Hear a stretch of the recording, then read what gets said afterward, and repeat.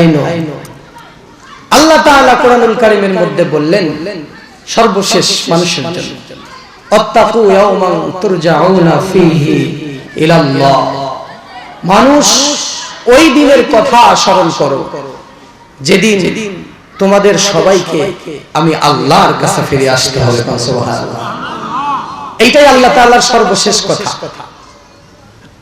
সর্বশেষ এই মেসেজ আল্লাহ দিয়ে মানুষদেরকে বুঝাই দিলেন তোমার জীবনে যা প্রয়োজন করতে পারো, চাকরি করো, ব্যবসা করো, এরপরে যে কোনো পেশায় নিজেকে নিয়োজিত রাখো, শুধুমাত্র একটি কথা স্মরণ রাখবে আত্তাকু ইয়াওমান তুরজাউনা ফীহি ইলাল্লাহ। মানুষ ওই দিনের কথা স্মরণ করো যেদিন তোমাদের আমি আল্লাহর কাছে ফিরে আসতে হবে। এর মানে এইটাই হলো জীবনের সবচাইতে গুরুত্বপূর্ণ কথা। আপনার কান দিয়ে আপনি যা শুনেছেন ইতিপূর্বে, এর চাইতে গুরুত্বপূর্ণ কথা আছে আর? এইটা যদি কেউ স্মরণ রাখে তার জীবনে আর কোনো ভুল হওয়ার সম্ভাবনা। এই মৃত্যুর কথা স্মরণ রেখে যা ইচ্ছা আপনি তাই করতে পারেন। আল্লাহ রাব্বুল আলামিন জানাই দিলেন ওয়াত্তাকু ইয়াওমান তুরজাউনা ফীহি ইলাল্লাহ।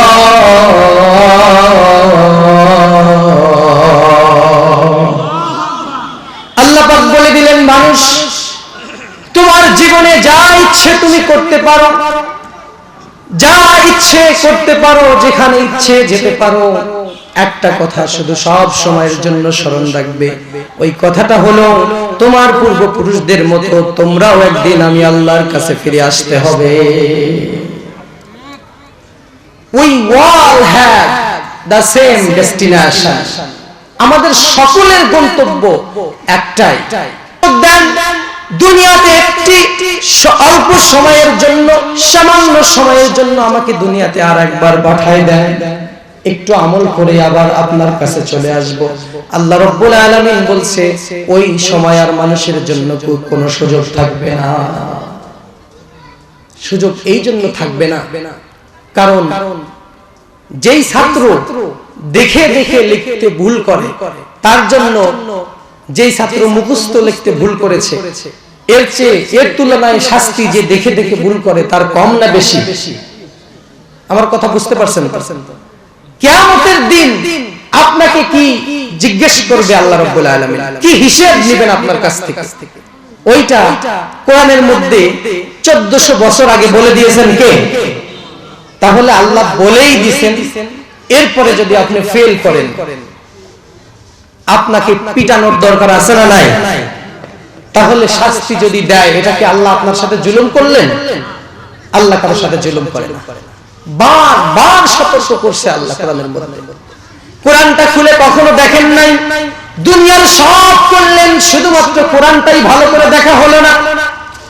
আপনি পাশের দেশে বেড়াতে গিয়েছেন, ইন্ডিয়া গিয়েছেন অথবা অন্য কোথাও গিয়েছেন, যে ওই দেশের সম্পর্কে ভালো জানে একটা ম্যাপ করে আপনাকে দিয়েছে। আপনি যদি ঘুরতে গিয়ে ম্যাপটা পকেটের মধ্যে রেখে রাস্তা ঘুরতে থাকেন, দেখতে থাকেন, তাহলে পথ হারাবার সম্ভাবনা বেশি না কম? পথ হারাই ফেলবেন। এই কাগজটা বের করে আপনাকে দেখতে হবে।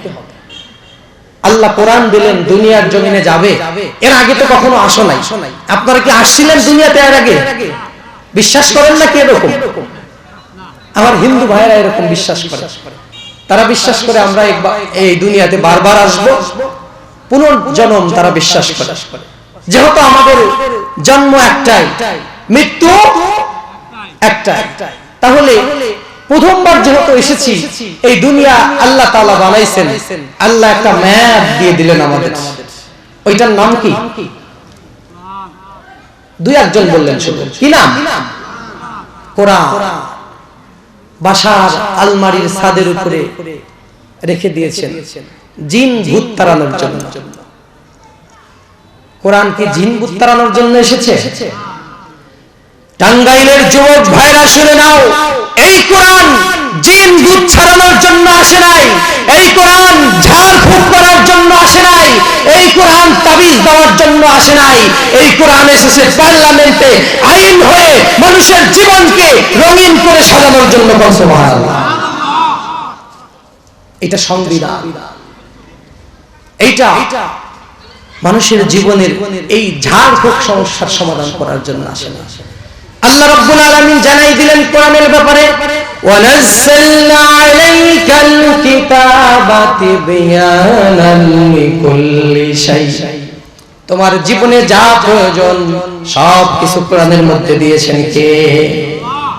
জন্ম থেকে মৃত্যু পর্যন্ত যা লাগবে এর মধ্যে রাজনীতি আছে না নাই? আমাদের সমাজে কিছু মানুষেরা বলে কোরআনের সাথে রাজনীতির কোনো সম্পর্ক।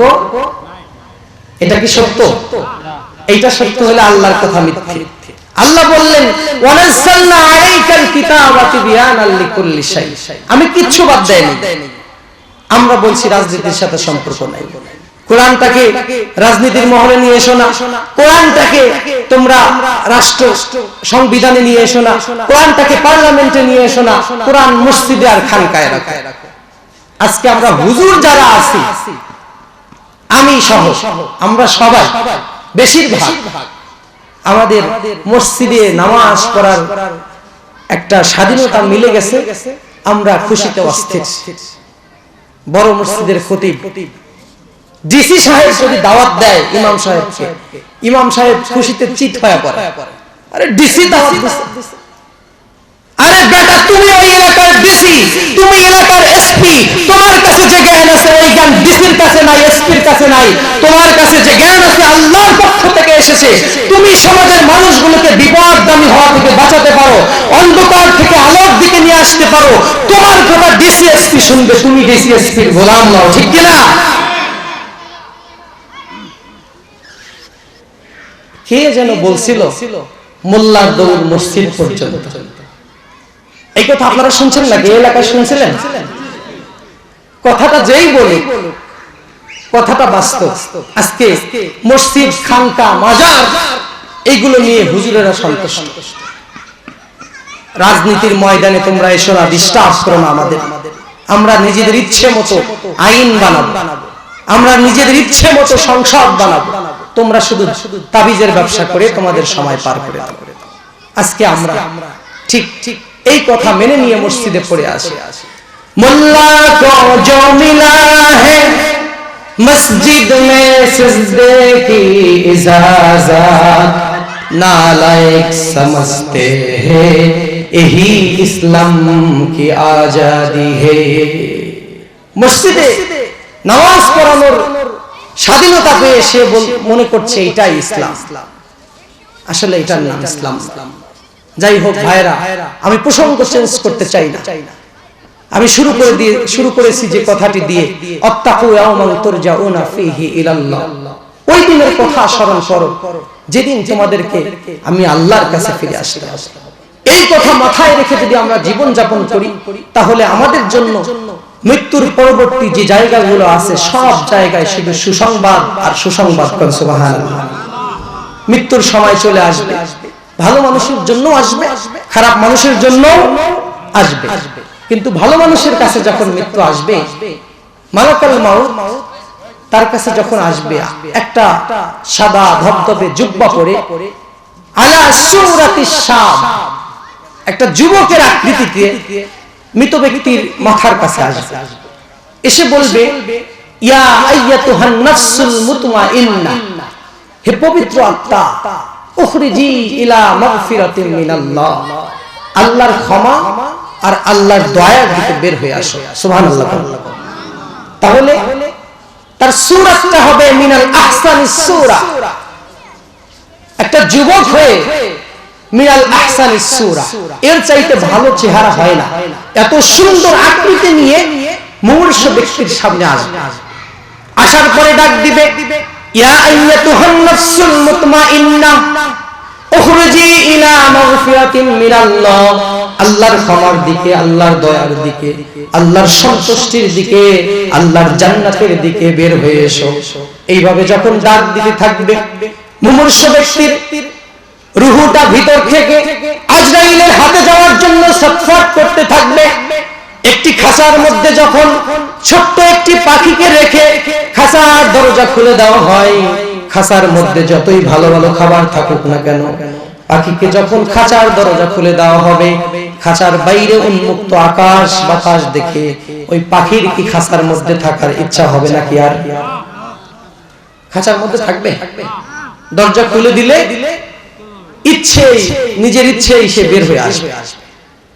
ঠিক আজরাইল যখন হাত দিবে, ইয়া আইয়াতুহান নাফসুল মুতমাইন্নাহ, হে পবিত্র আত্মা, আল্লাহ তোমার উপরে সন্তুষ্ট, উখরুজি ইলা মাগফিরাতিন মিনাল্লাহ, আল্লাহর দয়ার দিকে বের হয়ে এসো। হাদিস শরীফে এসেছে ওই খাঁচার দরজা খুলে দেওয়ার পাখির মতো বিন্দু মাত্র সময় দেরি না করে সাথে সাথে আজরাইলের হাতে এমন ভাবে চলে আসবে যেমন একটা শিশু মায়ের বুকের দুধ পান করতে করতে নিজের অজান্তেই ঘুমায় যায়, মাও টের পায় না, বাচ্চাও টের পায় না। এমনি ভাবে ভালো মানুষের জান কবজ করা হবে। সুবহানাল্লাহ। আর যারা দুনিয়ায় অহংকার করেছে, অন্যায় করেছে, জুলুম করেছে, ক্ষমতার দাপট দেখাইছে, তাদের জন্য মৃত্যু আছে না নাই? তাদের কাছে কি এইভাবে আসবে নাকি? আজরাইল যখন তাদের কাছে আসবে, এমন একটা আকৃতি নিয়ে আসবে, রিজলাহু ফিল আরদ ওয়া রাসুহু ফিস সামা, তার পা থাকবে জমিনে, ওয়া রাসুহু ফিস সামা, আর তার মাথা থাকবে আকাশে। জমিনের মধ্যে যদি পা থাকে, আকাশে যদি মাথা, কতটা ভয়ঙ্কর মনে হবে। এই ভয়ঙ্কর চেহারা নিয়ে আসবে, এসে ধমক দিবে, সরাসরি ত্রাস সৃষ্টি করে দিবে। ইয়া আইয়াতুহান নাফসুল খাবিস, হে অপবিত্র আত্মা, উখরুজি ইলা সাখাতাল্লাহি ওয়া গাদাবি, আল্লাহর রাগের দিকে, আল্লাহর অসন্তুষ্টির দিকে বের হয়ে। আকিনা নারাল্লাহ ইকসিমু বিল্লাহ, আল্লাহর কসম করে বলছি ভাইরা, ওই ব্যক্তি শুধু জানে। আপনাদের কিভাবে বুঝাবো, কিভাবে বললে আপনারা বুঝবেন টাঙ্গাইলের ভাইরা? ওই ব্যক্তি শুধু বুঝতে পারবে আজরাইলের চেহারা কতটা ভয়ঙ্কর। এই ভয়ঙ্কর ব্যক্তিকে দেখার সাথে সাথে মুমূর্ষ ব্যক্তির চোখ দুটো বড় বড় হয়ে যাবে, হা করে তাকায় থাকে। এই যে ভয় পাওয়ার কারণে আত্মাটা ছোটাছুটি করতে থাকবে। এই ছোটাছুটি করা দেখে আজরাইল কি রেখে চলে যাবে ভাই? যদি দুই একবার ডাক দেওয়ার পরে না আসে, আজরাইল রেখে চলে যাবে? আপনার দাদার কাছে এসেছিল, আপনার বাবার কাছে এসেছে, কাউকেই রেখে যায়। এই কঠিন ব্যক্তিত্ব দিয়ে আল্লাহ তাকে বানাইছেন। যখন বারবার করে ডাক দিবে, ইয়া আইয়াতুহান নাফসুল খাবিসা, হে অপবিত্র আত্মা, উখরুজি ইলা সাখাতাল্লাহি ওয়া গাদাবি, আল্লাহর গজবের দিকে, আল্লাহর রাগের দিকে বের হয়ে আয়। হাদিস শরীফের মধ্যে এসেছে, ফাতাতাফাররাকা, ওই মুমূর্ষ ব্যক্তির আত্মাটা পা থেকে মাথা পর্যন্ত শুধু ছোটাছুটি করতে থাকবে, আজরাইলের হাতে ধরা দিতে চাইবে না। আজরাইল তিনবার ধমক দিবে, ধমক দেওয়ার পরেও যখন আত্মাটা আসতে চাইবে না, আজরাইল থাবা মেরে ধরে ফেলবে, এমন জোরে একটা টান দিবে। ওই টান দেওয়ার সাথে সাথে আজরাইলের হাতের এত শক্তি, টান মারার সাথে সাথে আত্মাটা এমন ভাবে বের হয়ে আসবে যেমন করে একটা জীবন্ত ছাগলকে জবাই না করে গায়ের চামড়াগুলো যদি টেনে টেনে খোলা হয়, ওই ছাগলের যত কষ্ট হবে ওর চাইতেও বেশি কষ্ট দিয়ে বদকার ব্যক্তির জান আজরাইল কবজ করবে। নাউজুবিল্লাহ, জোরে বলেন নাউজুবিল্লাহ।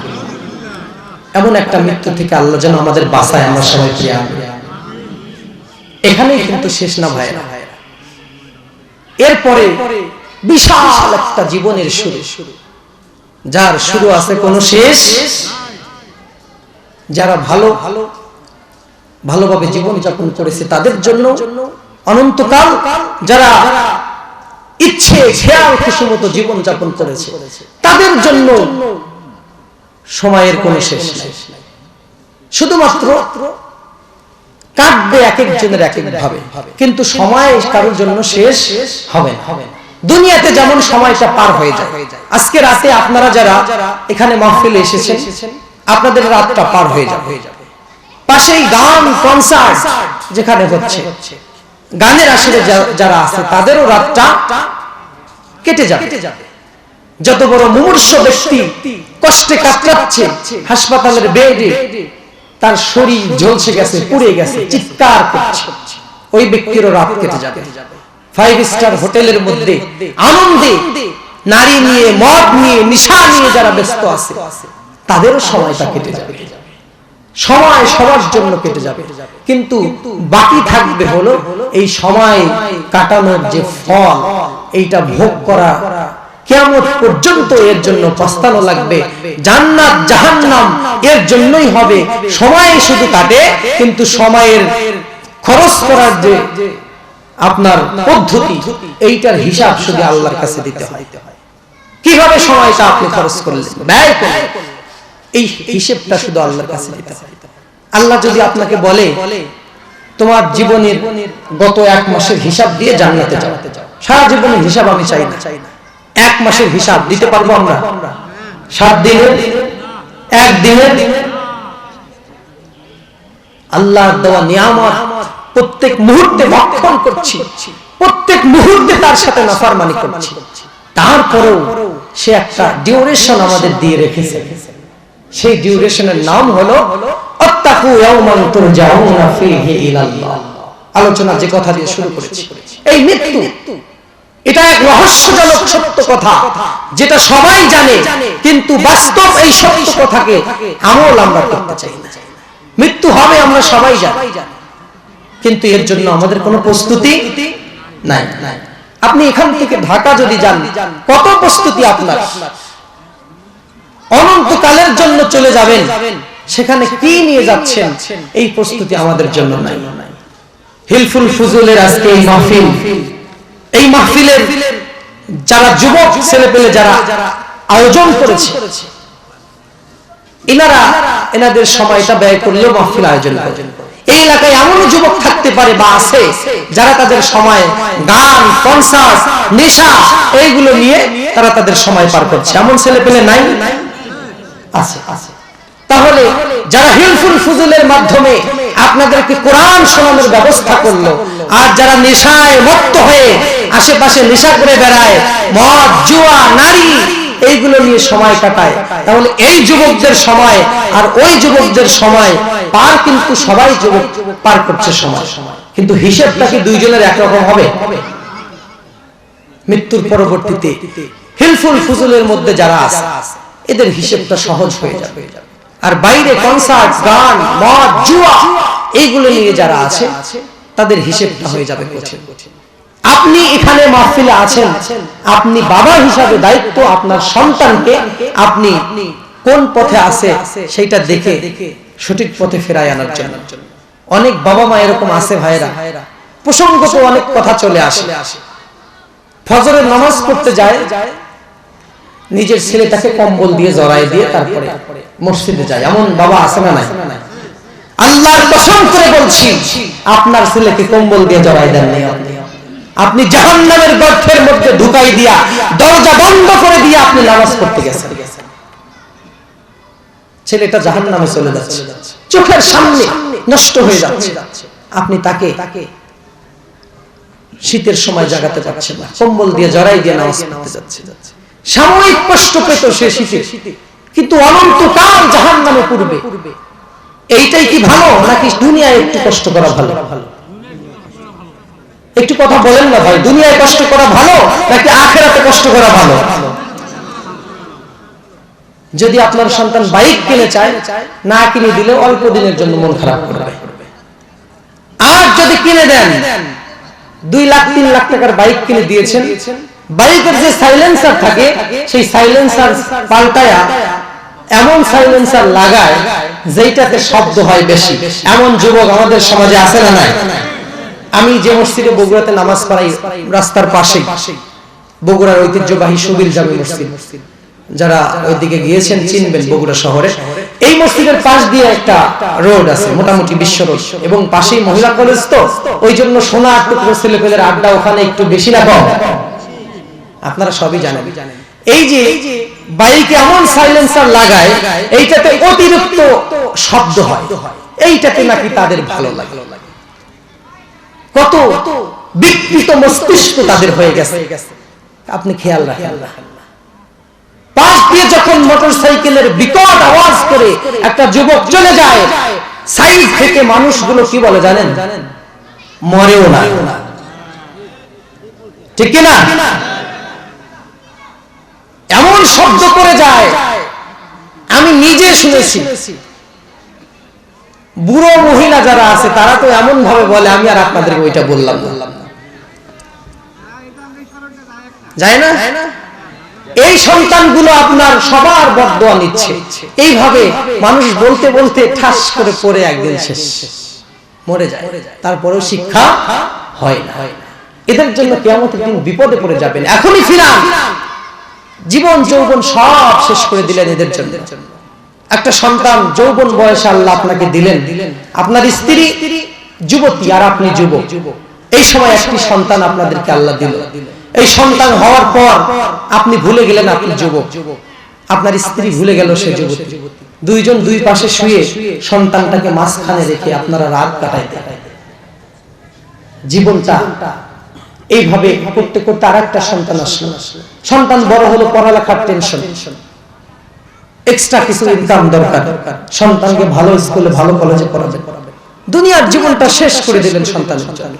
কিয়ামতের দিন জান্নাতে আপনি যাচ্ছেন, সন্তান জান্নাতের গেটের সামনে যদি হাজির হয়ে যায়, আপনার জান্নাতে যাওয়ার জন্য বাধা যদি সন্তান হয়ে যায়, এর চেয়ে বড় দুঃখ আর আছে ভাই?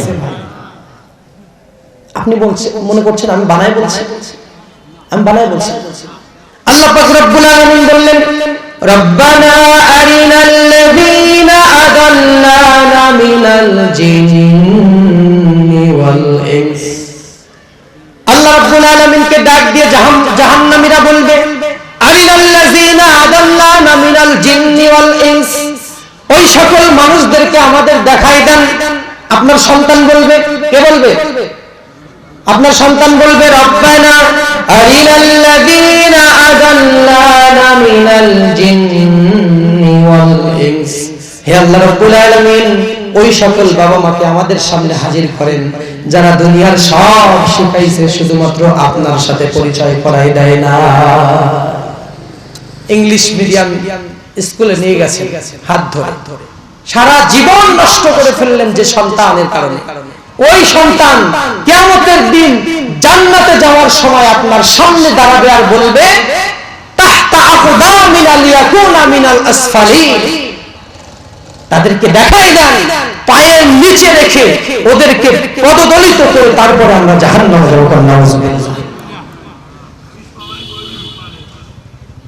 দিনও শেষ, দুনিয়াও, খাসারাত দুনিয়া ওয়াল আখিরাহ, যালিকা হুয়াল খুসরানুল মুবিন। স্পষ্ট বিভ্রান্তি, যেটা আমাদের দুনিয়া আখিরাত উভয় শেষ হয়ে যায়। এর নাম হলো আমও গেল, কি বলেন, আমও গেল। এইটা হলো আসল আমার সালা। আমসালা আমরা দুনিয়াতে ব্যবসা লস হলে বলি, কিন্তু আসল আমার সালা আল্লাহ যেটা বললেন, খাসারাত দুনিয়া ওয়াল আখিরাহ, দুনিয়াও শেষ, আখিরাতও শেষ। এইটা হলো আমার সালা, দুইটাই শেষ। সেদিন জাহান্নাম ছাড়া আর কোনো উপায় থাকবে না। এই সন্তান আপনার জাহান্নামে যাওয়ার কারণ যেন না হয়, সন্তানটাকে সেইভাবে পরিচর্যা করুন ভাইরা। আমি যে কথাগুলো বলছি বাস্তব নাকি অবাস্তব? সমাজের সাথে মিল আছে না নাই? এইগুলো আমাদের জীবনে ঘটে কি না? এখনই ফিরে আসে। এই সন্তান আপনি মারা গেলে আপনার জানাজা পর্যন্ত করতে পারবে না। আপনাদের এই যে ইমাম সাহেব, মসজিদের ইমাম সাহেবকে ডেকে নিয়ে জানাজার সামনে দাঁড়ায় দিন, আপনার সন্তান পিছনের কাতারে দাঁড়ায় গেল। একজন রিকশাওয়ালার সন্তান যদি তাকে জানাজা করতে পারে, আপনার চাইতে ওই রিকশাওয়ালা শত শত কোটি গুণ ভাগ্যবান। আপনি কত লেখাপড়া করালেন, সেই সন্তান আপনার জানাজা পর্যন্ত করাতে পারলো না, কি হবে এই সন্তান? এইটুকু মানা যায় যে আপনার জানাজা করাতে পারলো না। পরবর্তী যে কথা আমি বলতে যাচ্ছি, জানাজা তো করাতে পারবেই না, আপনার জানাজায় দাঁড়ায় যাবে, তারপরে ওযু ছাড়া, কারণ ওযু করতে পারে না, জীবনে ওযু করা শিখান নাই আপনি। ইমাম সাহেবকে ডেকে নিয়ে গেছেন, চাকরি যেহেতু পরে জানাজা আপনার করতেই হবে, ইমাম সাহেব জানাজার জন্য দাঁড়ায় গেলেন, আপনার সন্তান বন্ধু বান্ধব নিয়ে পিছনের কাতারে দাঁড়ায় গেছে। আপনার সন্তান ওযু করে নাই, তার বন্ধুরাও ওযু করে নাই, ওযু করলেও ওযু তাদের সঠিকভাবে হয় নাই, কারণ আপনি কখনো হাত ধরে তাদের ওযু করা শেখান না। ওযু ছাড়া যদি আপনার জানাজায় আপনার সন্তান দাঁড়ায় যায়, ওই সময় আপনার অবস্থাটা কেমন হবে একটু অল্প সময়ের জন্য চিন্তা করে দেখো। কার জন্য করছেন এগুলো? 10 কোটি টাকা, 10 লক্ষ টাকা ব্যাংকে রেখে জমি করে দিয়ে আপনি তাকে নিশ্চিত করে দিয়ে চলে যাচ্ছেন। আপনি এটাও জানেন না যে আপনি মরে যাওয়ার পর ওই টাকা সে কোন পথে ব্যয় করবে, এইটাও আপনি জানেন না। অন্যায় ভাবে অর্জিত সম্পদ আপনার স্ত্রী, আপনার সন্তান সবাই খাবে, কিন্তু এর জন্য শাস্তি শুধু আপনাকেই পেতে হবে। আপনার বউকে যদি বলেন তোমার জন্য শাড়ি কিনতে, গহনা কিনতে আমি ঘুষ খেয়েছি, আজকে আমার গোনার বোঝা তুমিও একটু বহন করো, একটু ভাগ নাও, স্ত্রী নিতে চাইবে? নিতে চাইবে না। আপনি মারা যান, তার যৌবন থাকলে সে আরেকটা বিয়ে করে নিবে। আপনার সাথে যে সময় কাটাচ্ছিল, সুখের সময়, আনন্দের ছিল, এই আনন্দে আরেকজনের সাথে থাকবে। আপনার সন্তানটা তার লেখাপড়া চালু রাখবে, আপনার ভাই তার চাকরি চালু রাখবে, সব থাকবে, শুধু আমি আর আপনি থাকবো। এই দুনিয়ার রাস্তাঘাট বন্ধ হবে না, বাজার ঘাট বন্ধ হবে না, কোনো কিছুই আগের মতো চলা থেকে ব্যাঘাত ঘটবে না, শুধুমাত্র আমি এবং আপনি থাকবো। আমিহীন দুনিয়া, সব আছে, শুধু আমি নাই। আমার বাবাজিরা, টাঙ্গাইল সদর উপজেলার বাবাজিরা, আল্লাহ পাক রব্বুল আলামিন এই জন্য বলে দিলেন ওয়াত্তাকু ইয়াওমান তুরজাউনা ফীহি ইলাল্লাহ।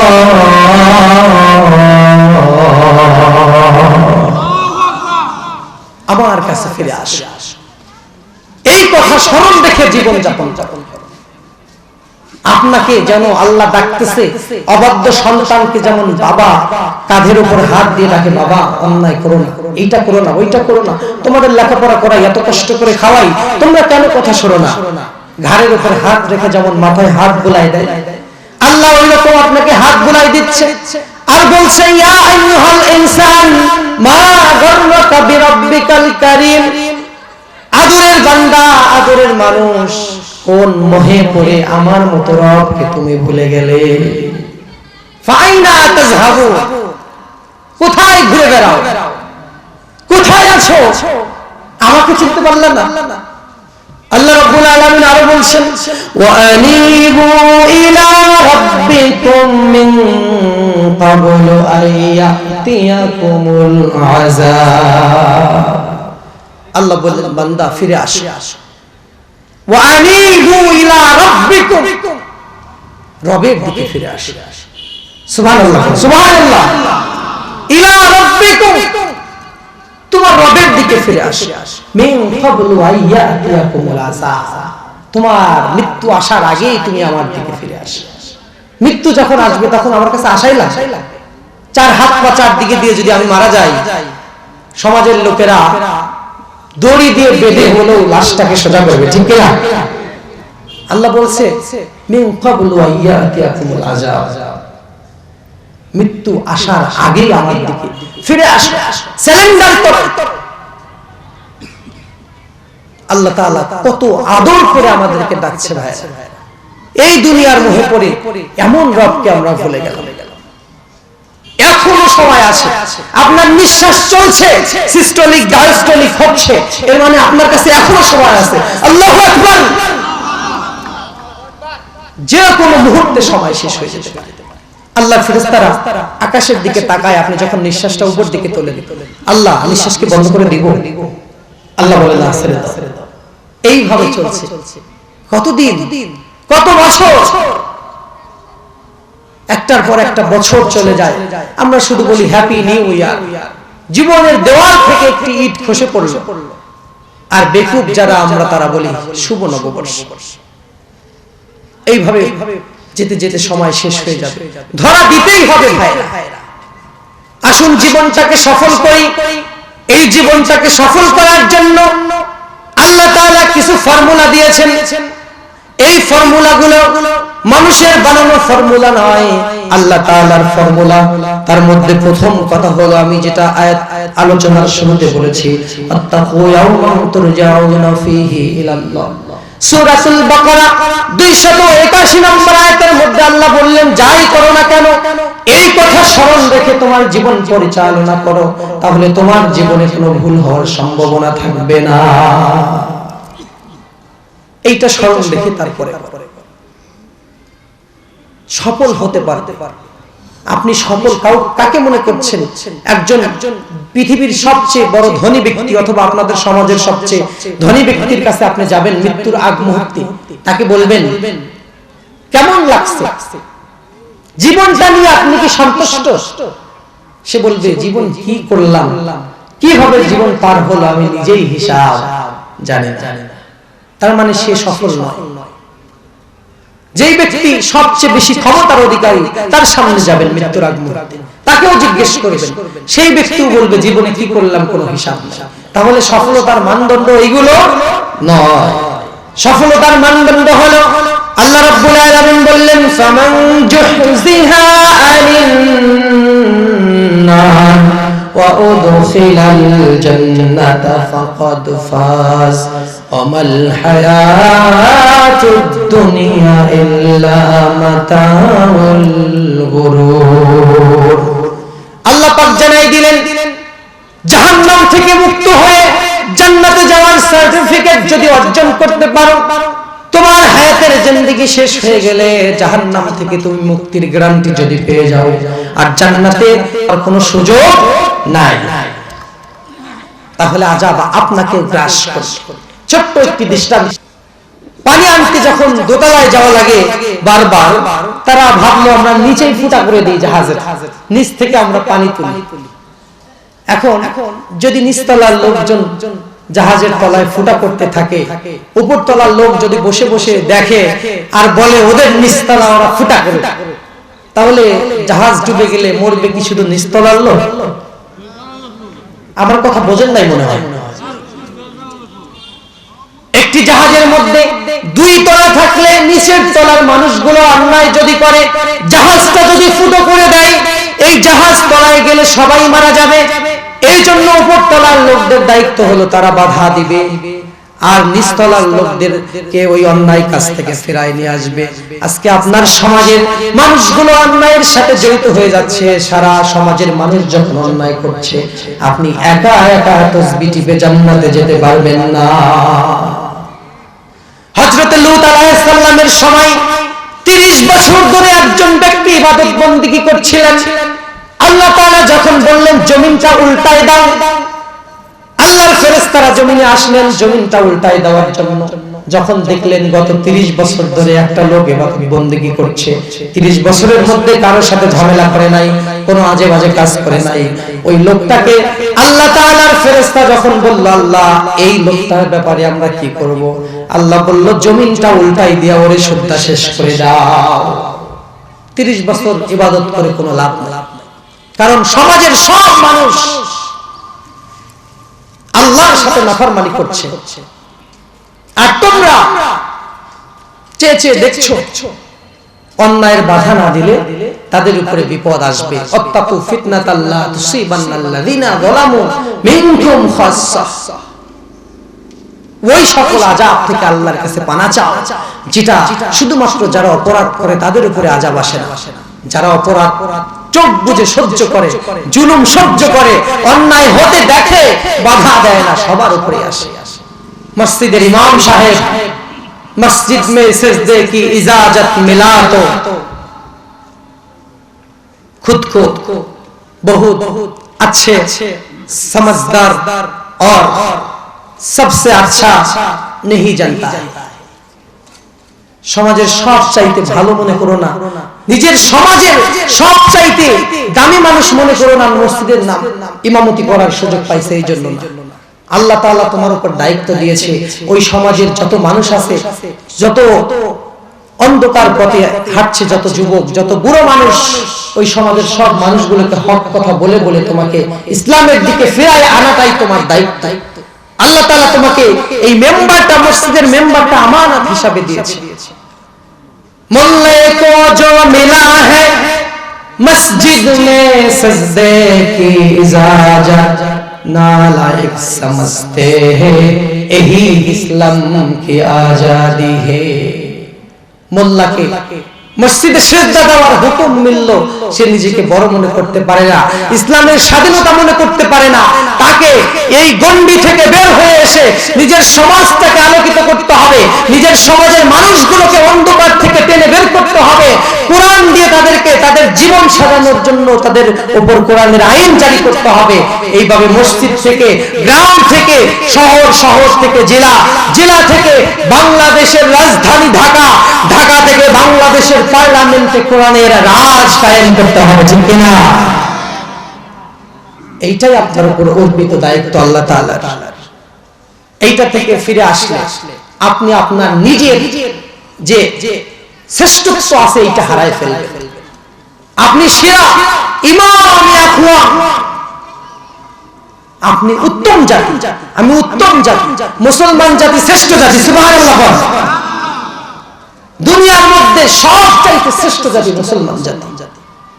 আল্লাহ পাক তাদের ব্যাপারে বললেন, ওমান আহসানু কাওলাম মিম্মান দাআ ইলাল্লাহি ওয়া আমিলা সালিহান ওয়া ক্বালা ইন্নানি মিনাল মুসলিমিন। আল্লাহ পাক জানাই দিলেন ওর চাইতে উত্তম কথা আর কার হতে পারে? মিম্মান দাআ ইলাল্লাহ, যারা নাকি আল্লাহর দিকে ডাকে, আল্লাহর কথা যারা বলে, আল্লাহর দিকে যারা ডাকে, এর চাইতে উত্তম কথা আর কার হতে পারে? এই লোকদের কথাই হলো উত্তম কথা, সমাজের মানুষগুলো যেন তাদের কথাগুলো শোনে। কিন্তু তুমি শুধু এই আপনাদের এই যে বল্লা বাজারের মসজিদে বললে হবে না, এইটা আইন করে বাংলাদেশের সংবিধান থেকে বাংলাদেশের সমস্ত মানুষের জন্য আইন করে আল্লাহ তাআলা দেওয়ার জন্য হুকুম দিয়েছে। শুধু আমার আর আপনার এলাকার মসজিদে এই বক্তব্য দিলে হবে না, পার্লামেন্ট থেকে এরকম নির্দেশনা আসতে হবে। বাংলার জমিনে যত ইঞ্চি ইঞ্চি জায়গা আছে, প্রত্যেকটা জায়গায় কোরআনের রাজ কায়েম হোক, কোরআনের শাসন ব্যবস্থা চালু হোক। আমাদের সন্তানেরা সুদের অঙ্ক বাদ দিয়ে ইসলামের যে রীতি আছে সেই রীতিতে তারা অঙ্ক করা শিখুক। এইটা আমরা চাই কি চাই না? এইটা চাইতে হলে এই বাংলার সমাজকে ভেঙে গুড়িয়ে দিয়ে আল্লাহ তাআলার নির্দেশিত, আল্লাহ তাআলার নাজিলকৃত কোরআন দিয়ে এই বাংলার সংসদকে আবার ঢেলে সাজাতে হবে, ঠিক কিনা মুসলমান? আর এই জন্য আপনাকে, আমাকে, আমাদেরকে কাউকে জীবন দিতে হবে, কাউকে ফাঁসির মঞ্চে চড়তে হবে, কাউকে না খেয়ে থাকতে হবে, কাউকে চাকরি ছাড়তে হবে। এই জন্য আমরা প্রস্তুত আছি না নাই? পাশের বিল্ডিং এর দিকে তাকা, এই বিল্ডিং এর ইমারত গঠন হয়েছে, অনেকগুলো ইট ভেঙে টুকরো হয়ে খোয়া হয়ে মাটির নিচে গেছে। সবগুলো ইট যদি ধর্মঘাট করতে আর বলতো আমরা সবাই উপরে থাকবো, কেউ নিচে যাব না, তাহলে বিল্ডিং দাঁড় হতো? যে জ্ঞান আছে ওই ছাতার মাথা আমিও জানি, আল্লাহ আমাকে যে জ্ঞান শিখাইছে ওই জ্ঞান ওনার কাছে নাই, ঠিক কিনা? তাহলে আমাকে যদি উনি বয়ান শেখায় আর যদি চিঠি দিয়ে যায় এইভাবে বয়ান করেন, ওইটা আমার ঘুষ খাওয়ার মতো হলো। আজকে আমরা চাকরির ভয়ে, জীবনের নিরাপত্তাহীনতার ভয়ে, টাকার লোভে, যেভাবেই হোক আমরা সমাজ থেকে সাইড বেঞ্চে বসে গেছি। ভাইরা, সাইড বেঞ্চে থাকা যাবে না, সামনের বেঞ্চে আসতে হবে। এতে করে আমাদের জীবনের, আমাদের যে বিপদ আছে সামনে, এই বিপদগুলো কেটে যাবে। আমি কিন্তু বলেছি ভাই, অন্যায় আপনি করেন না ঠিক আছে, কিন্তু অন্যায়ের কাজ যদি বাধা না দেন তাহলে বিপদ যখন আসবে যারা অন্যায় করে তাদেরকেও গ্রাস করবে, যারা অন্যায়ের বাধা না দেয় তাদেরকেও গ্রাস করবে। শুধুমাত্র দুধের স্বরের উপর ইসলাম এত দূর পর্যন্ত আসে না। ইসলাম তাই এসেছে উত্তপ্ত বালির ময়দান থেকে। আমার এলেঙ্গা, এনায়েতপুর, আজকের এই বল্লা এলাকার এলাকাবাসী যুবক ভাইরা যারা আছেন, ইসলামে আপনাদের দাম সবচাইতে বেশি আল্লাহ দিয়েছেন। আপনি দুনিয়ার মানুষের কথায়, দুনিয়ার মানুষের শাসন ব্যবস্থা আপনি কিভাবে মেনে নেন? আপনি সমাজের মানুষের কথা কিভাবে মেনে নেন?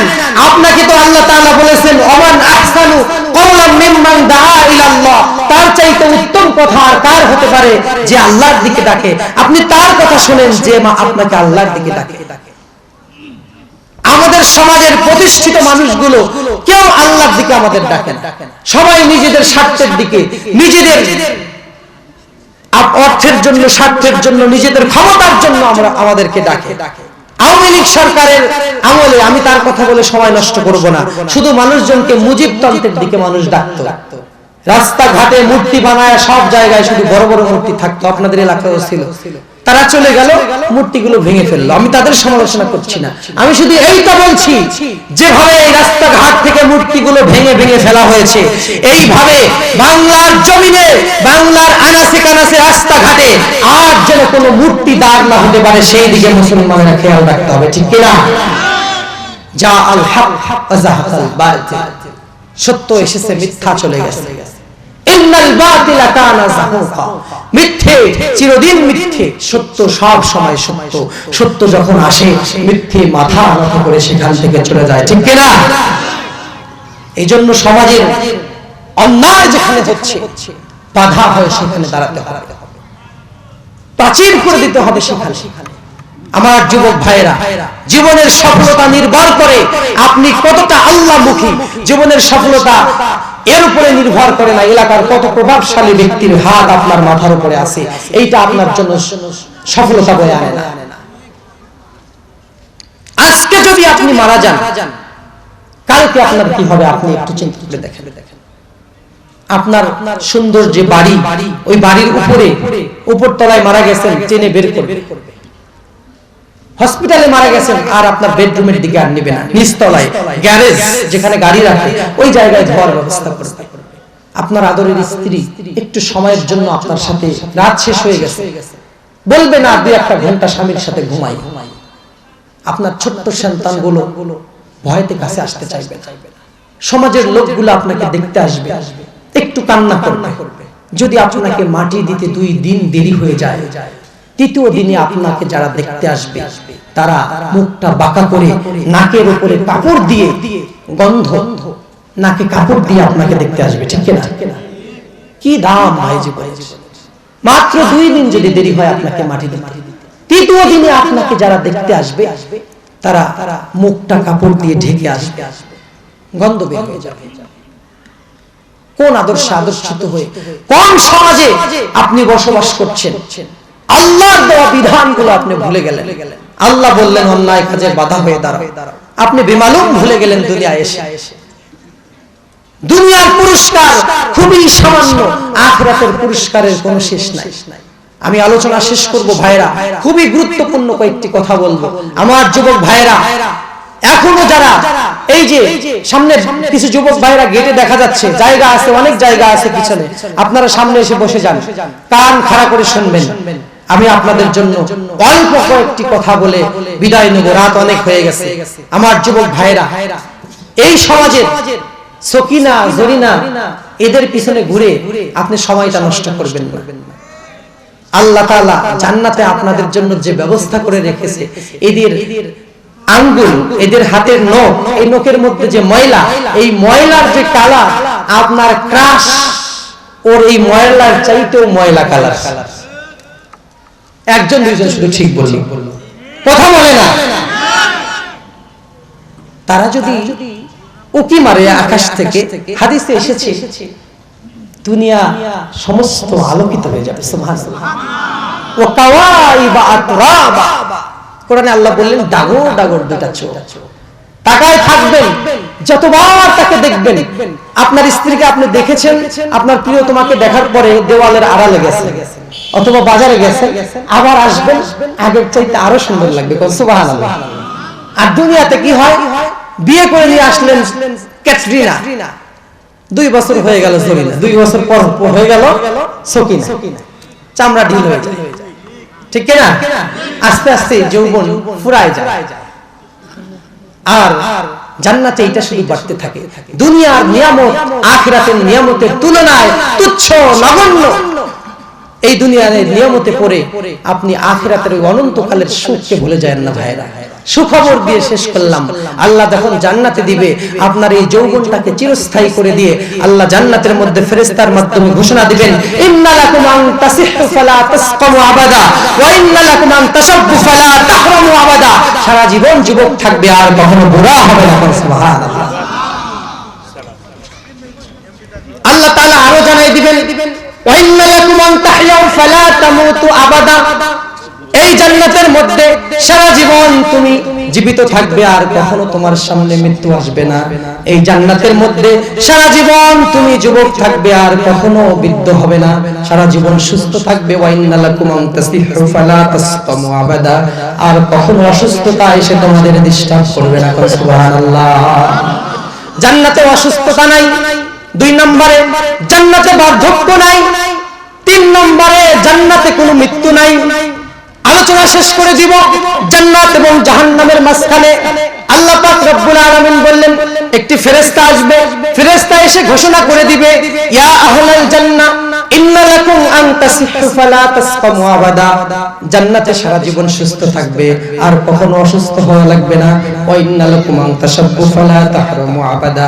জান্নাতে সারা জীবন যুবক থাকবে আর কখনো বুড়া হওয়া লাগবে না। সুবহানাল্লাহ। সারা জীবন যুবক। ফিলিংস আর ফিলিংস। এই যুবক ভাইরা কথা বলেন, বৃদ্ধ বয়সে ভালো লাগে আর যৌবন বয়সে যা যা করছেন, বৃদ্ধ বাবাজি যারা আছেন, অভিজ্ঞতা আছেন আপনাদের, ওই যৌবন বয়সে যা ভালো লাগতো এখন কি আর তাই ভালো লাগে? এর মানে আপনার স্ত্রী যিনি, এই বৃদ্ধা মহিলা, উনি মানে ওনার প্রতি আল্লাহ তাআলা আপনার ভালোবাসাটা কমাই দেয় নাই। ওয়াজাআলা বাইনাকুম মাওয়াদ্দাতা ওয়া রাহমা। ওই যৌবন বয়সে যেটা ছিল প্রেম, ওইটা এখন হয়ে গেছে রহমা। সুবহানাল্লাহ। ওয়াজাআলা বাইনাকুম মাওয়াদ্দাতা ওয়া রাহমা। আমাদের আলোচনা সময় আমার শেষ হয়ে গেছে। আমি শুধুমাত্র আপনাদেরকে সর্বশেষ একটি কথা বলে শেষ করব ভাই, যেটা দিয়ে আলোচনা শুরু করেছি। আত্তাকু ইয়াওমান তুরজাউনা ফীহি ইলাল্লাহ। মানুষ ওই দিনের কথা স্মরণ করো যেদিন তোমরা আমার কাছে ফিরে আসবে। এই দুনিয়ার সব কিছু আগের মতোই থাকবে, কোনো কিছু উলটপালট হবে না। আমি আর আপনি শুধু চলে যাব, কিয়ামতের ময়দানে দাঁড়ায় যাব। সেদিন যেন আপনাদের এই বল্লা বাজারে শূন্য হাতে যদি ব্যাগ নিয়ে বাজারে যাই, কোনো বাজার করতে পারবো না, কোনো টাকা পয়সা কিচ্ছু নাই, ব্যাগটা খালি নিয়ে আসতে হবে। কিয়ামতের ময়দানে আমল ছাড়া দাঁড়ায় গেলে আপনি এরকম এই বাজারে গিয়ে খালি ব্যাগ নিয়ে তাকায় থাকলে যেরকম অবস্থা, কিয়ামতের দিন তার চেয়েও করুণ অবস্থা হয়ে যাবে। ওই সময়ের জন্য কিছু করুন। আমার যুবক ভাইরা যারা কষ্ট করে মাহফিলের আয়োজন করেছিলেন, আল্লাহ যেন তাদের সামনের জীবনটাকে সুন্দর করে দেয়। আমরা সবাই পড়ি আমিন। এই যুবকদেরকে আল্লাহ তাআলা যেন কাল কিয়ামতের দিন আরশের ছায়ার নিচে জায়গা করে দেয়। আমরা সবাই পড়ি আমিন। আল্লাহ এই সমাজের সমস্ত মানুষদেরকে যেন মাফ করে দেয়।